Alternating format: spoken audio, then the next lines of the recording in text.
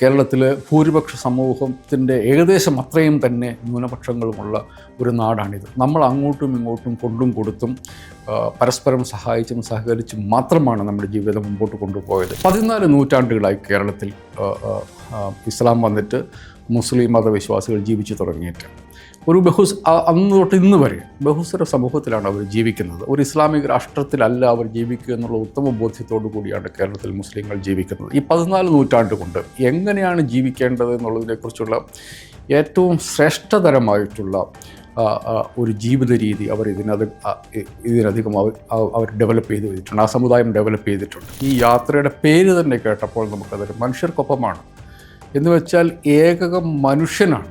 അതിൻ്റെ അകത്ത് പലതര വിശ്വാസങ്ങൾ ഉൾക്കൊള്ളുന്ന മനുഷ്യരുണ്ട്. അവർക്കൊപ്പം ജീവിക്കാൻ ഒരു മുസ്ലിമിന് യാതൊരു പ്രശ്നവുമില്ല എന്ന് കേരള സമൂഹത്തോട് വിളിച്ചു പറയുന്ന ഒരു യാത്രയാണ് നമ്മുടെ ഇടയിലൂടെ കടന്നുപോയത്.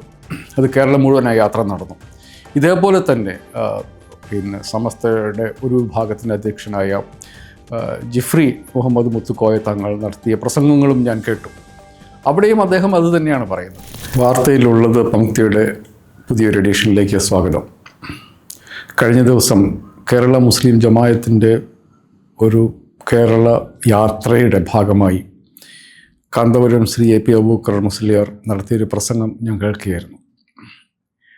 അത് സമസ്തയുടെ 100-ാം വാർഷികവുമായി ബന്ധപ്പെടുത്തി നടത്തുന്ന മനുഷ്യർക്കൊപ്പം യാത്രയുടെ ഭാഗമായി നടത്തിയ പ്രസംഗം. ഞാനത് കേട്ടുകൊണ്ടിരിക്കുമ്പോൾ കേരളത്തിലെ സുന്നി സമുദായങ്ങളെക്കുറിച്ചുള്ള എൻ്റെ നിരന്തരമായൊരു പരാതി അത് അഡ്രസ്സ് ചെയ്തതായിട്ട് എനിക്ക് തോന്നി. കാരണം ഒരു ബഹുസ്വര സമൂഹത്തിൽ ഒരു മുസ്ലിം എങ്ങനെയാണ് അയാളുടെ വിശ്വാസത്തെ മുറുകെ പിടിച്ചുകൊണ്ട്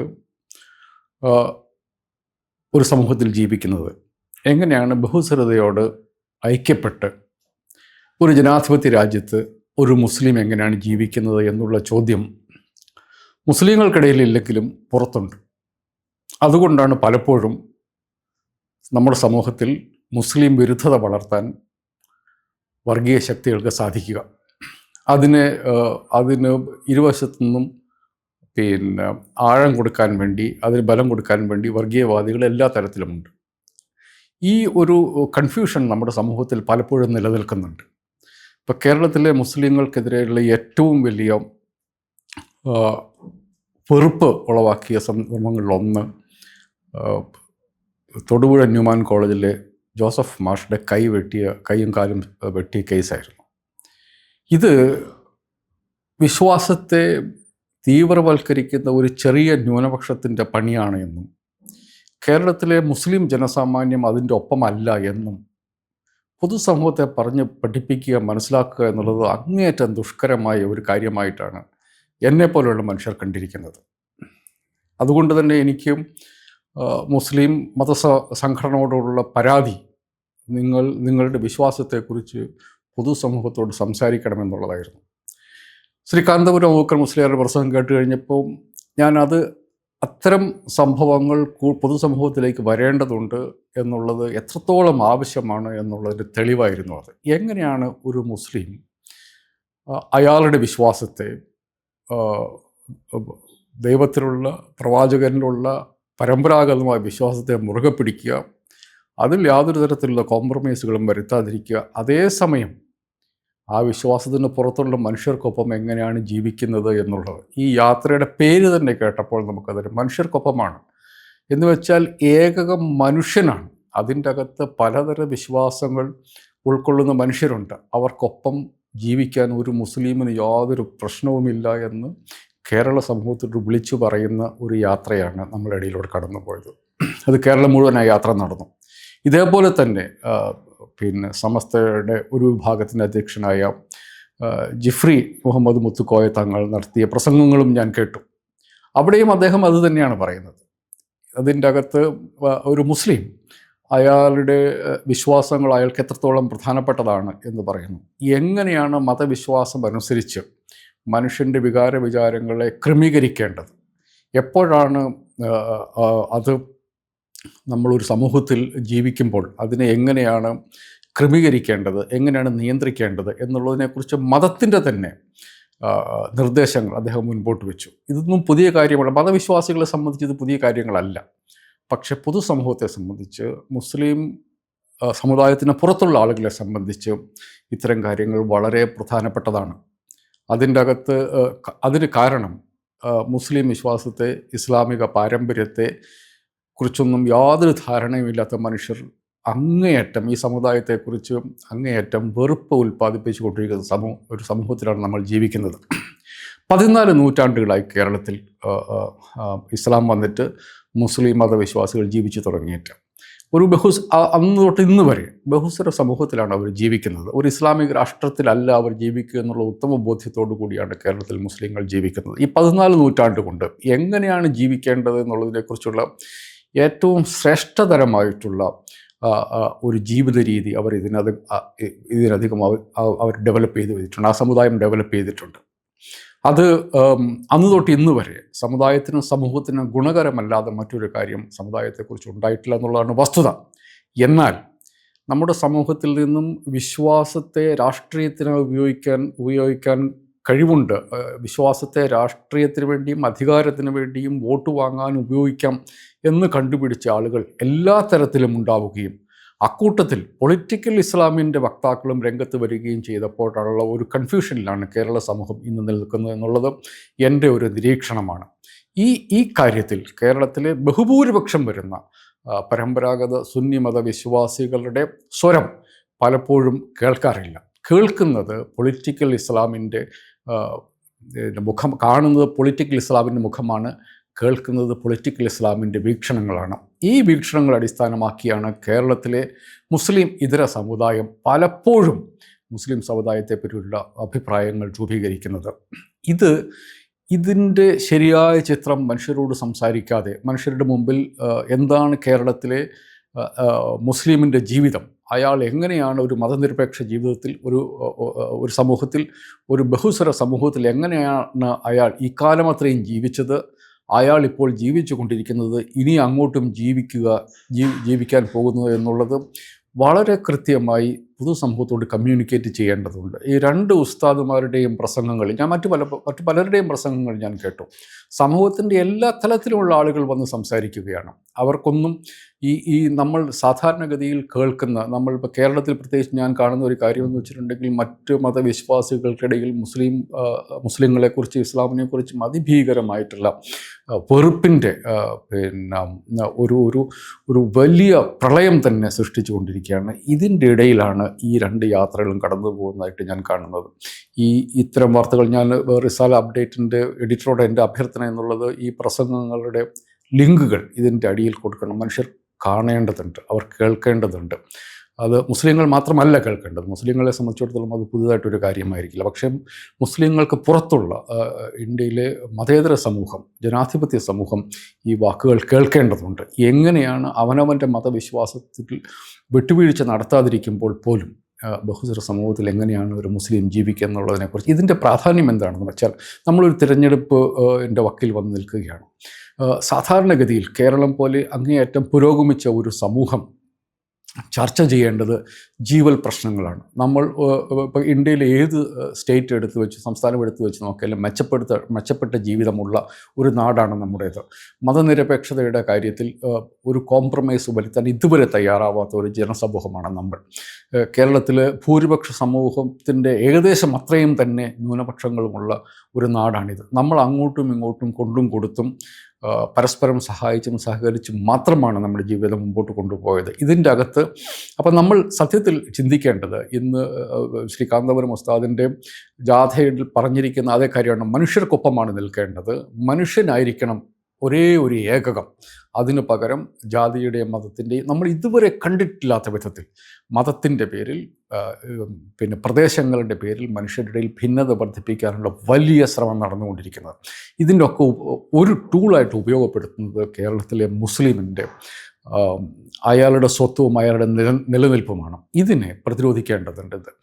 ന്യായമായ അവകാശങ്ങൾ ജനാധിപത്യ സമൂഹത്തിൽ നടന്നു കിട്ടണമെന്നുണ്ടെങ്കിൽ ശബ്ദമുയർത്തേണ്ടി വരും. പക്ഷേ അങ്ങനെ ശബ്ദമുയർത്തുമ്പോൾ അത് വർഗീയതയായി വ്യാഖ്യാനിക്കപ്പെടുക, പലപ്പോഴും അത് നമ്മളത് കാണുന്നുണ്ട്. അതേസമയം ഏതെങ്കിലും ഒരു സാധാരണഗതി ലഭിക്കേണ്ട ആനുകൂല്യം ലഭിച്ചാൽ അത് പിന്നെ അത് അപ്പീസ്മെൻറ്റ് ആയി വ്യാഖ്യാനിക്കപ്പെടുക, ഇങ്ങനെ അതിവിചിത്രമായ പല കാര്യങ്ങൾ നമ്മൾ കണ്ടുകൊണ്ടിരിക്കുന്നുണ്ട്. അപ്പോൾ കേരളത്തിലെ മുസ്ലിം സമൂഹം എങ്ങനെയാണ് ഇത്രയും കാലം ജീവിച്ചിരുന്നത്, എങ്ങനെയാണ് ഇനി അവർ ജീവിക്കാൻ വേണ്ടി പോകുന്നത്, എങ്ങനെയാണ് അവർ അവകാശങ്ങൾക്ക് വേണ്ടി പോരാടുന്നത്, എങ്ങനെയാണ് ജനാധിപത്യ രീതിയിൽ തങ്ങളുടെ സ്വരം കേൾപ്പിക്കുന്നത് എന്നതിനെക്കുറിച്ചുള്ള വളരെ വ്യക്തമായ ധാരണ ഈ രണ്ട് യാത്രയിലും രണ്ട് ഉസ്താദുമാരും സംസാരിച്ചപ്പോൾ എനിക്ക് കേൾക്കാൻ വേണ്ടി പറ്റി.